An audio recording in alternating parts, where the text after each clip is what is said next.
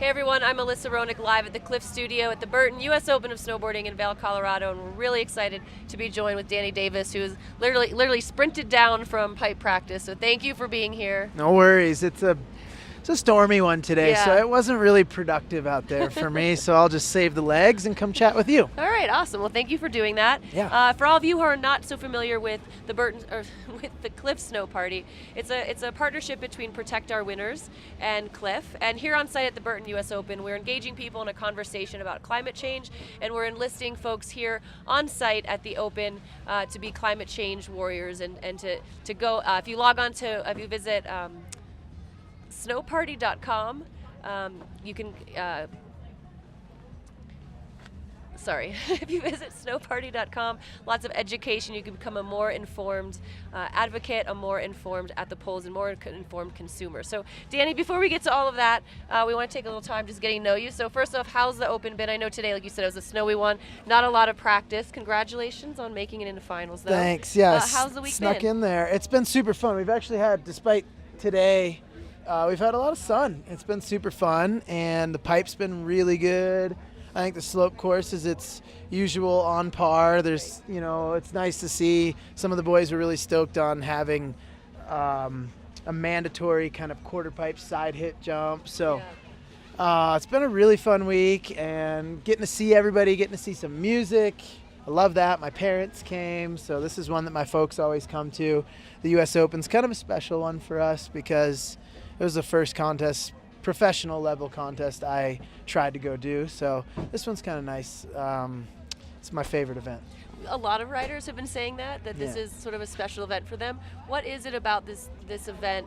And actually, you've been coming to this event for a long time, so when you think back over how much it's changed, what are some of your early favorite memories, and how much have you seen this event and the sport change? A lot. I think when I first came to the Open, it was the reign of Danny Cass and Ross Powers and Kazu. The first one I went to, Kazu Kokubo, got I think second. I think he was 13 or 14 years old. Yeah. And that was like just a big eye-opener for me of like just watching the whole thing go down, watching riders who I looked up to in the videos actually in person, seeing their tricks in person. So that was what, my real first introduction. And then Vermont was a really rad place to have the Open. It was close for us. I'm from Michigan, so it was really close as far as a drive for us. And the crappy weather kind of added to it. The people from southern Vermont added to it. People chucking snowballs and beer cans into the half pipe at riders, and it's a special one. And I think it's started in the early '80s, and or late '80s, and it's still going. I think this is the 37th. And I've only been around for 12 or so of those. And so there's a lot of memorable moments. And for me, it's watching Dan Cass, it's watching Keir Dillon, Ross Powers, watching Sean win a bunch of them. And then watching guys like Mikkel Bang, who's now, doesn't really compete anymore, but he won the US Open or got second or third when I was younger. And Jake Blauvelt used to be in it, Tyler Emond. A lot of our friends grew up riding the US Open, and it continues here. I don't see all my same friends that I saw 10 to 12 years ago, but I've got new friends, and some are hanging on in there. I get to see Louis Vito still, and he went to school with me at Stratton Mountain School. So, but it is really nice having it in Vail. We get here. I don't drive the whole week. I walk everywhere. I walk to concerts. I walk to dinner and breakfast, and I walk to the mountains. So it's a really nice vibe. Kind of makes it being here at Vail. We have some snow. This could potentially be rain in Vermont, so we'll take it. Point. We'll have take you had it. a chance to get out and make any powder turns? It didn't really snow enough last night, much, okay. But I bet up in the bowl and the back bowls, I bet it's mounting back there, stacking up. So you're a rider who, besides spending a lot of time and a lot of your career as a competitor, you also spend a lot of time filming in the backcountry. But as a competitor, when you think back over your US Open, are there a couple of moments that you think about, that you remember great memories for yourself? Maybe, I've had a lot of riders say that this is the event that inspires them to try something they've never tried before, maybe put down a run they'd never landed before. Do you have a moment like that? You know, I mean, not really. I mean, I'm always feel like I'm trying to do something fresh at contests, whether it's due to or X Games or here. I'm pushed at those contests just as much. But when the weather is good here and the pipe is slushy, yes, like you have all of a sudden this new kind of confidence in yourself, and the pipe's all edgeable and sick, and you can just blast. So I could see how people could say that. But for me, some memorable ones are, I got rookie of the US Open in 2006, and I won a snowmobile, and that was like the biggest. That was like the biggest thing. I mean, I was 16 years old maybe or something like that, and that was really big deal for me, and and that really got me started on getting out in the backcountry and stuff like that. And I won it through a contest, so that's a really memorable one for me. And then really being on a podium with Mason Aguirre and Sean, that was a really big one for me as well. And just really getting to be a part of the snowboard industry at that time, really starting to become part of the family, part of the Burton family. And those are kind of my memorable ones when I was 16, 17, 18 years old, and everything was just so new. I was so wide-eyed at everything that was going on, and now I'm a little more tainted and grumpy, and no, but there's a lot of good moments here. Yeah. And I hope this weather chills out so these guys. Yes, you guys have finals tomorrow. Well, yeah, Slopestyle's going on right now. They have some tough visibility, wind, and snow, so they've got the trifecta of unfavorable conditions, and you guys compete tomorrow. We never want to wish away the snow, so it's not like I'm saying tomorrow, like, I hope it cracks sun for the half-pipe contest and stops snowing. Like, if it's going to snow, bring it, because we need it. We need, I mean, the mountains want snow, we need snow, and so I'll never wish it away. Yeah. Just maybe just could wait until after. I don't even mind. If window. It's going to snow tomorrow during the contest, we all got to ride the same thing. And True point. And it definitely doesn't make for the greatest contest. If it were sunny and beautiful, that would be ideal conditions. But it happens when we don't work in enough days for weather days, or we don't see this weather coming and don't plan for it a little bit sooner, then this is what you deal with. So this is what we're dealing with. And everybody's got the same half pipe, same slopestyle course. It is a shame that it's literally nuking and those guys are fighting for speed, and we will be tomorrow, I'm sure, but we'll take it. Yeah, well, and outside of competing, like we talked about a little bit, you have a really well-rounded snowboard career, and you have the ability to do that as a professional athlete. And so what are some of the projects you have working on right now? I know competing is still a big part of your life. You had a great X Games this year, but what are some of the projects and the film projects out in the backcountry you're excited about? Well, last year we made All in a Dream, which is a movie that I made with a couple of my friends, and it was really more of a story about just riding everything and really how we get to live this super incredible, blessed life, and sort of living the dream. So we did that, and we did another one called Range of Mystery, which was kind of a splitboarding film, a little bit about Jim Zellers and Tom Burt and a mystery range that they went to find like 20 some years ago, and we went back to it and kind of explored an area that they didn't get to, and so that one was super fun. And this year I'm not doing my own project because I'm kind of burnt a little bit on working and finding music and making sure we pump it out. And so I'm filming a little bit with Elena Height for her project. We were actually talking about what she's going to call it. I don't know that she quite has a name yet, but it's with TGR, and been riding a bit with Nick Russell and her in Tahoe, and then working with Ben Ferguson and Red Gerard and Sage Kostenberg on their film Joy. Gonna go film with those guys a little bit in Tahoe, and maybe go to Alaska with them. And other than that, just working on my riding, working on my free riding. Contests are definitely an important part, I feel, to just keep my skills sharp. Half-pipe riding is a lot of edging, a lot of just technical stuff that you do before you're even in the air. Everything you're doing on the ground is really important, and it keeps your snowboarding sharp. So I watch guys like Terrier and Nicholas, and they rode half-pipe and they never stopped. It's not like they were like, I'm not riding half-pipe anymore. They continued, and those are the guys that I would like to be like. I'd love to be like Terrier and still doing Mick twists at 41 years old or whatever he is. So I like to keep riding half-pipe and keep doing contests because I feel it keeps me somewhat relevant and also keeps my skills sharp. So I really have a lot to learn in the backcountry, and I'm trying. I'm failing. I'm succeeding here and there. So it's been really fun to try and get into that side of snowboarding and focus a little less on contests, but focus a little bit more on filming. Right. Well, on the flip side of contests, you also have your own contest. Yeah. Peace Park. Yeah, Peace Park. For the past few years. And now, not only is it a really unique contest format, you also are building Peace Parks at mountains around the country. So can you talk a little bit about what you guys have going on with Peace Park? Yeah, it's been a really exciting collaboration between me and Powder Resorts and Woodward, really. So we have these Woodward Peace Parks. They're opening up around the country at different resorts. Right now, there's one in Killington, one in Boreal, and they're super fun. They're kind of made for everybody, whether you're a pro-level athlete or someone who's just getting onto the slopes. They're very flowy, kind of different terrain parks. It's not your classic jump, jump, jump, and rail, rail, rail, straight half pipe. It's piece of a half pipe here into a berm, into a jump, into a, and they're just really meant to be ridden with your friends, meant to be ridden at high speeds, not meant to be like stop on a knoll and get regathered so that you can hit the next kicker. It's like you're just supposed to party this thing. And we also wanted parents to be able to ride it with their kids. It's supposed to be fun to cruise through, and it's top to bottom fun, something that everybody can ride. And it's really been a goal of mine to get Peace Parks in front of people, because for years it's just been me and 15 of my friends that get to ride them. So this is really the dream come true, getting people to ride them, get them at some resorts. And we only have them at 2 right now, and we're planning on having them at a few more, maybe Copper, maybe Bachelor.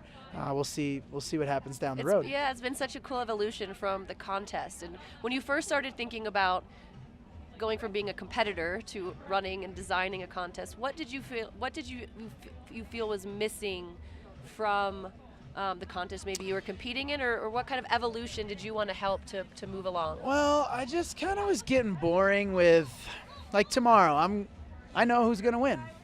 If we have a good half pipe and the conditions are right, I know the tricks every guy's going to do. I know what run he's going to do. And I kind of know where they'll end up if they land, and that started to get kind of boring. There was a lot of, I would show up to contests and I would be falling into that too, doing the same run, having my run and doing it the whole season. And I just got to a point where I was being quite bothered by not coming up with something fresh every contest, doing something new. But then I realized it was the terrain that was kind of limiting us. We have the same half pipe every contest. Every photo shoot is the same half pipe. So when we were going to have a half pipe shoot, Burton was like, should we do something different? What do you think? And I was like, yeah, let's add some rails. Let's add some hips. Let's make this thing just a little bit harder to ride, or just so that we're figuring it out and we get to do something different. Right. Everyone can sort of see a different line down a half pipe. Which yeah, is a different hard line. To imagine, And it was never really meant to be a contest. It's kind of evolved into a little bit of a contest, but really it's just 4 days of riding and whoever rode best, and all the riders vote.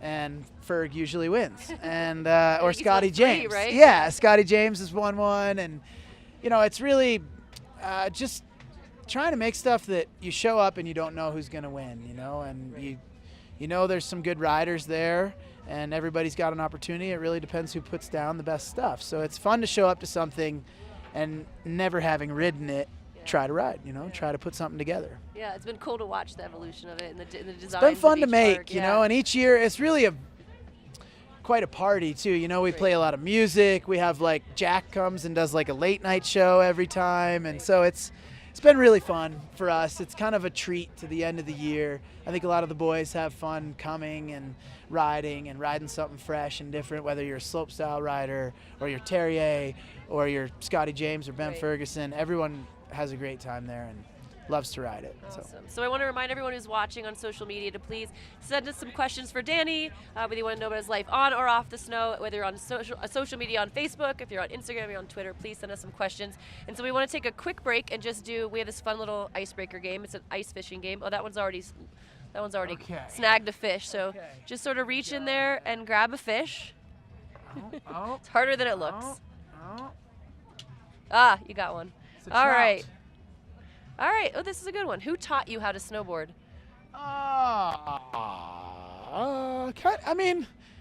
My brother and my dad, we all kind of learned together. My dad grew up skiing in Tahoe, and we lived in Michigan, and when it came time for us to start getting on the mountain, he was like, well, I'm not going to ski in Michigan. I already know how to ski, so I'll learn to snowboard. And we all learned to snowboard together. I took one lesson, I think, like a half hour to an hour lesson on the bunny hill, on the tow rope at Alpine Valley. And then we just kind of learned together. And, yeah, we fell a lot. As you do. And then, yeah, we figured it out one day. It definitely took a couple days, though, but it was a family thing. Yeah, that's cool. Yeah. That's cool. My brother was a big part of it. I mean, Yeah. he was the skateboarder, and he was the one who really got me into snowboarding and really was the one who got really good at it quicker than I did.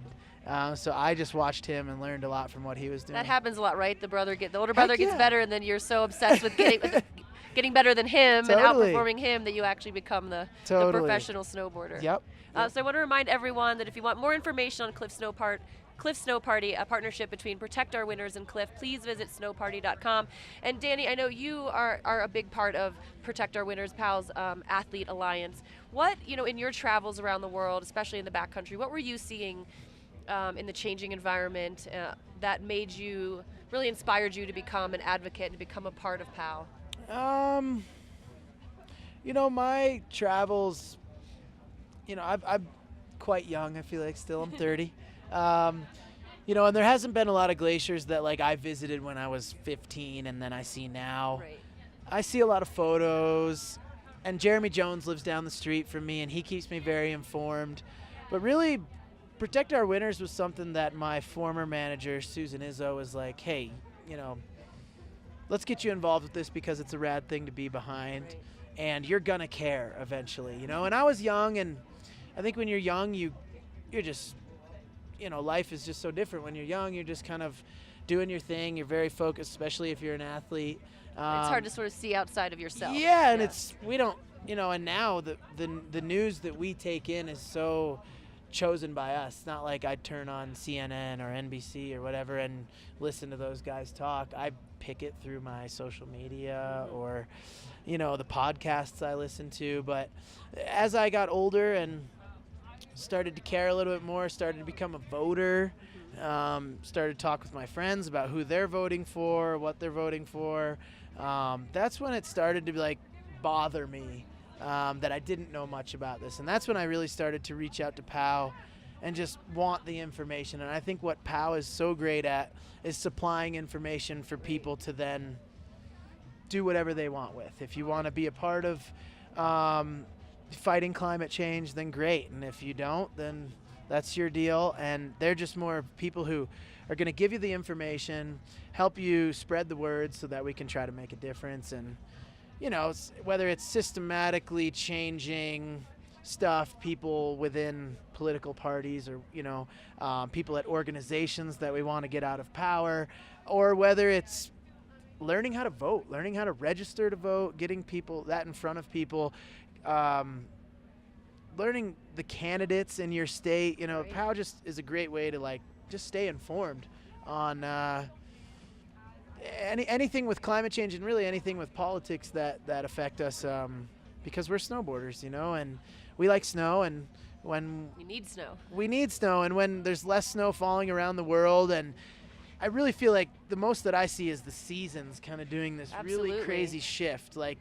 We're getting, this is usually a very sunny time, I would say, in Colorado. Right. And it seems that winter's just slowly moving back a little bit, and we're getting these erratic weather patterns, which you learn when you read a lot about climate change, that's just because we're getting snow in the middle of March doesn't mean that climate change is over.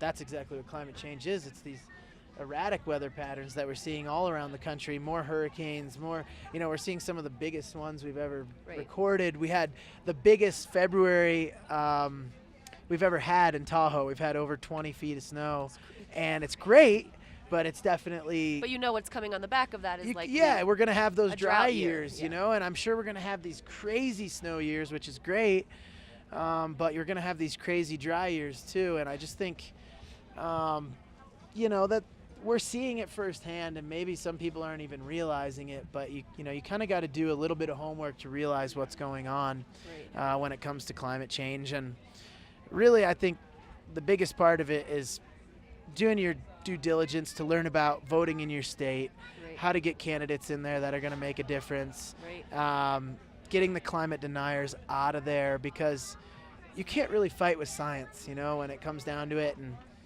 Jeremy, we'll go snowboarding and we'll have these talks in the car, and it's just really rad at how much he knows about all this, and I'm just a sponge when it comes to this, and I'm just listening. And my roommate Nick Russell is another POW advocate, and he keeps me on my toes. And hey, did you get that email? Like, did you see this? Did you see that? So we're all kind of working together to help.